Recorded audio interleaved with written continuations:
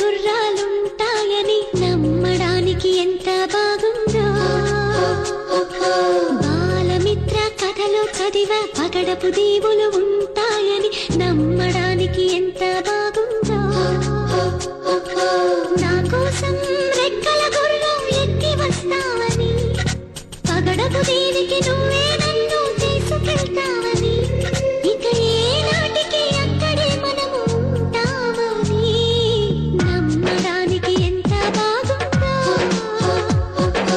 నమ్మడానికి ఎంత బాగుందో. నువ్వే నాకు ముద్దస్తావని, నేనే నీకు ముద్దిస్తానని నమ్మడానికి ఎంత బాగుందో. నమ్మడానికి ఎంత బాగుందో.